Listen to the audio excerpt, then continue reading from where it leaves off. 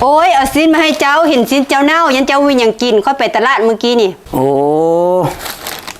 เฮ้ยสิก็สินดิบสำเนาะคือบุปีกมูเฮ็ดขัวเฮ็ดแกงเฮ็ดต้มก้อนยังเอามาให้นี่สินดิบๆนี่สิกินจังได้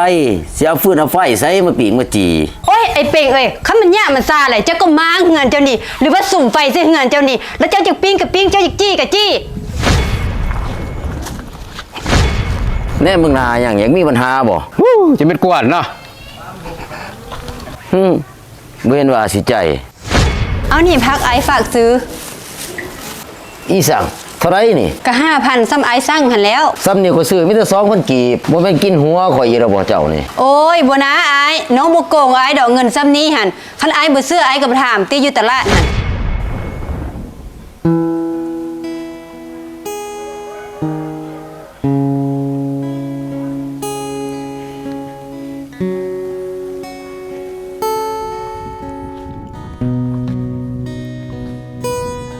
สบา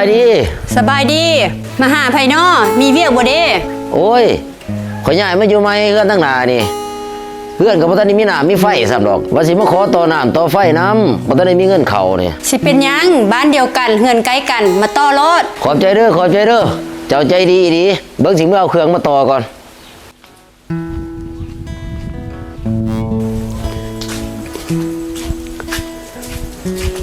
มีคนอยู่บ่น้ออยู่มีเวียกบ่เอาของกินมาให้โอ้เป็นหยังเด้หั่นต้มจีนอ้าวมีแต่ต้มซีนเนี่ยบ่แจ่วบ่มีบ่โอ้บ่ได้เฮ็ดเลยหั่นแจ่วหั่นต้มซีนก็บ่มีแจ่วมีจุสิกินจังได๋นี่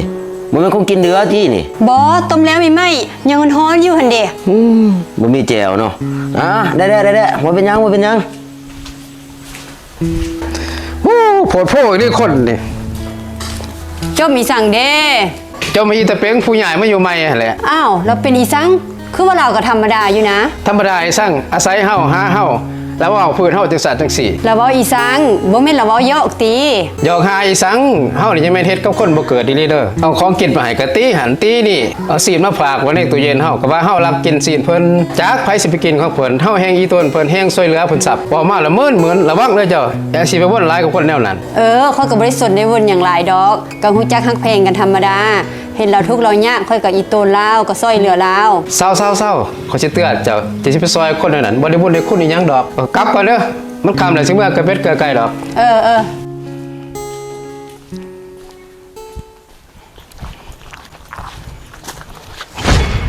แน่มึงนาอย่างมีปัญหาบ่จะเป็นกวนเนาะบ่เห็นว่าสิใจ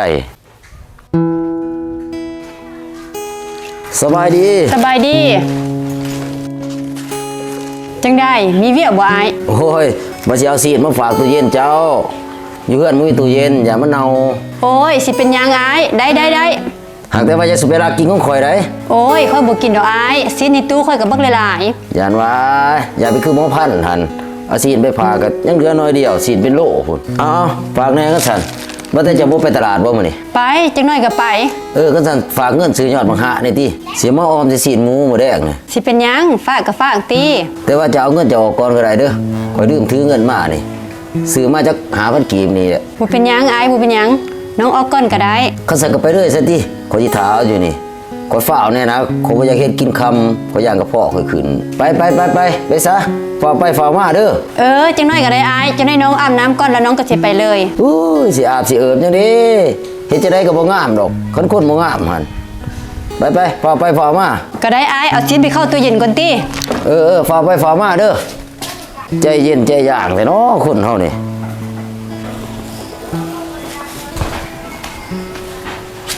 โอ้มาดอกบ่ไรยังแน่มาโอ้ยบ่ได้อย่างไรดอกได้ติพักกับน้ำยาล้างจานใส่แจวโอนี่ห่วยมียังน้ำยาล้างจานใส่แจวโอนี่นี่เด้มันเป็นน้ำยาล้างจานผลิตภัณฑ์ของคนลาวใช้ดีเด้นี่อยู่เฮือนนั่นใช้แต่ตัวนี้แหละล้างถ้วยล้างจอกหั่นโอ้ผลิตภัณฑ์ของคนลาวแท้ๆบ่นี่แม่นเอานี่พักไอ้ฝากซื้ออีสั่งเท่าไรนี่ก็5,000ซ้ำไอ้สั่งหันแล้วซ้ำนี่ก็ซื้อมีแต่2,000กีบบ่แม่นกินหัวข่อยอีแล้วบ่เจ้านี่โอ้ยบ่นะไอ้น้องบ่โกงไอ้ดอกเงินซ้ำนี้หั่นคันไอ้บ่ซื้อไอ้ก็บ่ถามติอยู่ตลาดหั่นโอ้คันข่อยมีรถไปข่อยสิฝากเจ้าซื้อซะบ่เนี่ยที่บอกมานี่จะรู้ถูกก็ได้นี่เนาะ บ่ขอยบ่มีปัญญาบ่ขอยบ่มีรถมีล่างขี่ได้นี่ บ่นะอายน้องบ่ได้คือจังซั้นเอาจังซี่ซะพักคันน้องบ่เอาเงินดอกน้องให้ซื่อ เขาก็บ่ได้อยากได้เขาเจ้าซื่อๆดอกคันว่าคันให้แล้วก็ขอบใจ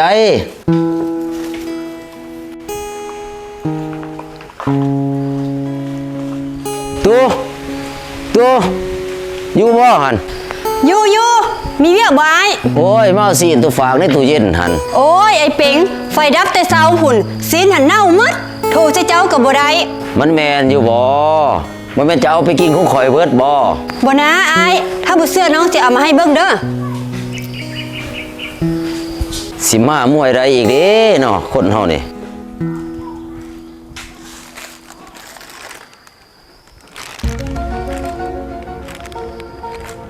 โอ้ยเน่าอีดีเลยนี่ น้องก็ยังว่ามันเน่า เจ้าก็ต้องโพดเนาะจังไดจะไปปาให้มันเน่า โอ้ยไฟมันบ่มาอายโทรใส่อายก็บ่ได้ว่าสิให้อายมาเอาอะนะบัดนี้น้องก็ฟ้าวไปเวียงนอกแน่ก็เลยลงเลย โอ้ยเจ้านี่ก็โพดแทนที่สิซื้อน้ำแข็งมาเต็งเมียนให้ข่อย โอ้ยอายน้องก็ฟ้าวไปเวียงนอกก็เลยลงเลย ได้จะสิรับผิดชอบจะได้นี่มันเน่าแนวนี่มันกินบ่ได้ได้นี่มันเน่าแห้งนี่ได้สิรับผิดชอบจังไดนี่ โอ้ยน้องก็บ่สร้างสิว่าดอก โธ่บ่ได้สิบ่รับผิดชอบบ่นี่เอาจังซี่ซะจะแทนเงินข่อยมาซะสำราคาศีลนี่ ก็ได้อาย ดีคันซั่น ไอ้เป็งอยู่บ่น้อ จะได้มีเวียกบ่ โอ้ยเอาซินมาให้เจ้าเห็นซินเจ้าเน่ายันเจ้ามีหยังกินค่อยไปตลาดเมื่อกี้นี่ โอ้เฮ้ยสิคือศีลดิบสำเนาะคือบ่ปิ้งบ่เฮ็ดขัวเฮ็ดแกงเฮ็ดต้มก่อนยังเอามาให้นี่ศีลดิบๆนี่สิกินจังได๋สิเอาฟืนเอาไฟใส่มาปิ้งมาจี โอ้ยไอ้เป็งเอ้ยคันมันยากมันซาเลยเจ้าก็มาเฮือนเจ้านี่หรือว่าสุ่มไฟใส่เฮือนเจ้านี่แล้วเจ้าจะปิ้งกับปิ้งเจ้าจะจี้กับจี้จะเป็นซาดเอามาให้กินกับย่างกับซา เขาอยากให้กินก็เฮ็ดดีๆมาแต่ว่า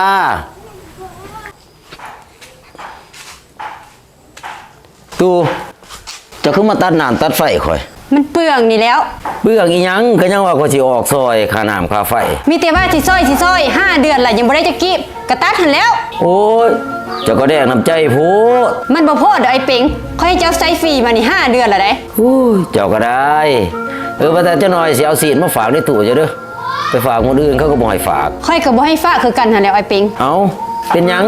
ขอฝากสมิก็สิบ่ได้ซั่นบ่ บ่ได้เจ้าได้สินเจ้ามันสิเน่ามันสิเสีย คันบ่ให้ข่อยฝากก็สิไปฝากน้ำไผซั่นน่ะไปฝากน้ำไผก็บ่ให้ฝากตู้เย็นอยู่เฮือนข่อยก็บ่มี สุดจะดอกจะได้มาฟาดน้ำค่อยก็สิว่าค่อยรักกินของเจ้าอีก โอ้ยเนาะสิได้เอื้อเกื้อไว้อีแด้เนี่ยนี่ว่าแต่มื้อนี้เจ้าสิได้ไปตลาดอยู่บ่ ไปจังน้อยนี่ค่อยก็ไป คันซั่นฝากซื้อผักในที่อยู่หาดนางเครือหลัก8หั่น โอ้ยค่อยรับฝากเจ้าบ่ได้ดอกเจ้าได้ก็ว่าได้น้อยสิว่าค่อยขี้รักขี้โลภเจ้าอีกคู่มื้อนี่หั่นพักแพงๆจังน้อยได้น้อยมาเจ้าก็สิบ่พอใจอีก โอ้ยฝากแหน่ฝากซื้ออยู่หาดซะเครือหลัก8ไต้นี่มันได้หลายหาดนั่น บ่รับฝากเจ้าดอกเจ้าได้เจ้าก็ไปซื้อเอง สิให้ก็ขี่หยังไปรถข่อยก็บ่มีตลาดก็บ่ใกล้ๆนี่ บ่มีรถขี่ก็ฮอกไปติค่อยขี้คร้านเฮ็ดนำเจ้าเฮ็ดไปก็บ่มีบุญมีคุณหยัง โอ้จะแม่นใจแดใจดำเนาะเจ้าบ่ซอยข่อยไผสิซอยนี่เบิดบาทนี่มีไผเว้านำข่อยได้นี่ ค่อยขอเป็นหัวหน้าฝ่ายขายซะเพราะว่าค่อยเว้าเก่งแน่ โอเคขอยเห็นดีน้ำเจ้าคันเจ้าสิเป็นฝ่ายขาย เพราะว่าเจ้าเป็นคนเว้าเก่งปากประแดกนอนเจาะเรื่องค่าศอกออกค่าว่ามันขึ้นอยู่กับเจ้า ถือว่าเจ้าเหมาะสมกับตำแหน่งฝ่ายขายนี่เพราะว่าเจ้าเป็นคนปากเป็นปากประแดก ค่อยยอมรับค่อยมีพรสวรรค์ด้านนี้ คอยว่าเอาจังสิซะตัดสินใจซะพวกเฮาเศร้าทุกข์เศร้ายากซะพากันเป็นคนรวยซะคอยสิพาพวกเจ้ารวยเองคอยเมื่อยทุกข์เมื่อยยากแหละรวยซะพวกเฮาเนาะตกลงเนาะรวยเนาะพวกเฮาเนาะ ค่อยก็คิดอยู่ได้เขาว่าสิส่วนจะรวยจะโดนแล้ว แม่นบ่เฮาก็ทุกข์มาหลายปีแล้วบ่มีสังดีเลยด้วยซะพอ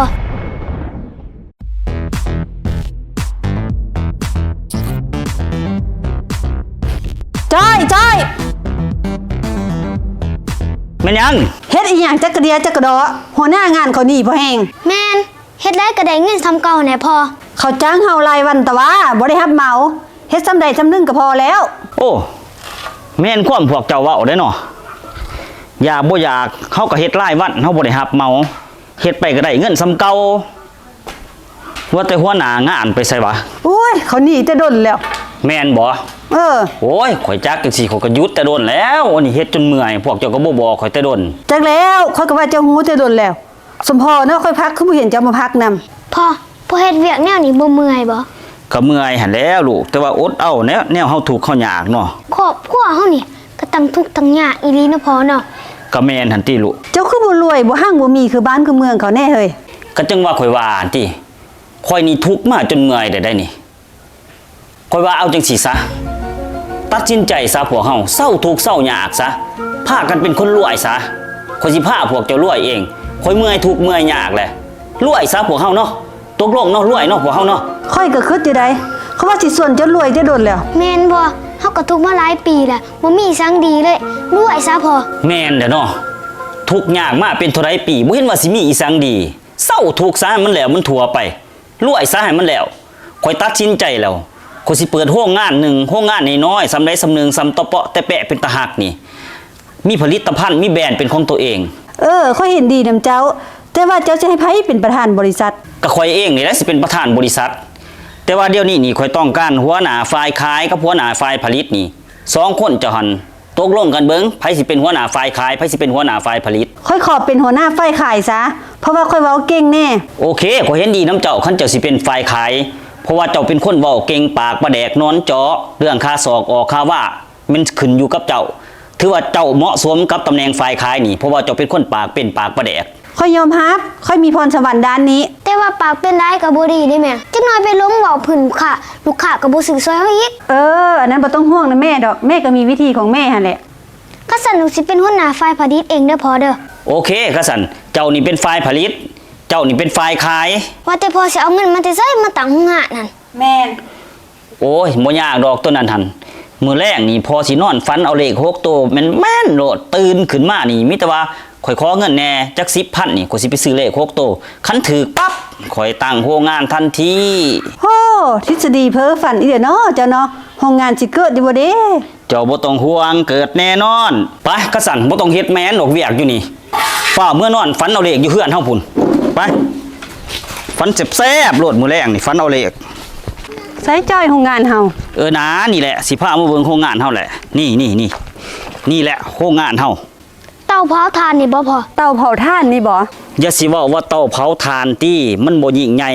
ให้เว้าว่าโรงงานผลิตเสื้อเพิ่งขนาดน้อย บ้านค่อยเป็นหัวหน้าฝ่ายขายนี่ค่อยมีลูกน้องอยู่บ่ ลูกน้องเจ้าก็นี่เด้หัวหน้าฝ่ายผลิตนี่ก็เป็นลูกน้องเจ้า มันลูกได้พ่อหัวหน้าฝ่ายผลิตมีลูกน้องอยู่บ่ มีแท้ลูกน้องลูกอะแม่นี่เด้หัวหน้าฝ่ายขายก็เป็นลูกน้องลูกนำ บรรณาที่ของลูกนี่แม่นหยัง หน้าที่ของลูกก็คือ ลูกต้องเข้าป่าหาตัดไม้ตัดตอกแล้วก็เลื่อยมาเป็นท่อนแล้วก็มาเข้าเตาเผาหั่นแหละหน้าที่ของลูก ปัดหน้าที่ของค่อยอันเด้ หน้าที่ของเจ้าก็คือก็สิซื้อล้อไปให้เจะสุกขายน้ำบ้านน้ำเมืองอีกสำเจ้าสิขาย บรรณาที่ของพ่อหั่นเด้ หน้าที่ของพ่อหั่นบ่พ่อมีหน้าที่สิน้ำร่วมพ่อจะนั่งเบิ่งพวกเจ้าเฮ็ดเวียกคันพ่อขี้ข้านนั่งพ่อก็นอนเบิ่งพ่อบ่ได้เฮ็ดหยังดอกมีแต่ติดตามว่าพวกเจ้าเฮ็ดเวียกบ่ โอ้ยเศร้าๆๆคำมันซันค่อยบ่เอาดอกไป เอ้าสรุปแล้วบ่รวยบ่นี่เอ้าสิพารวยก็บ่ยอมรวย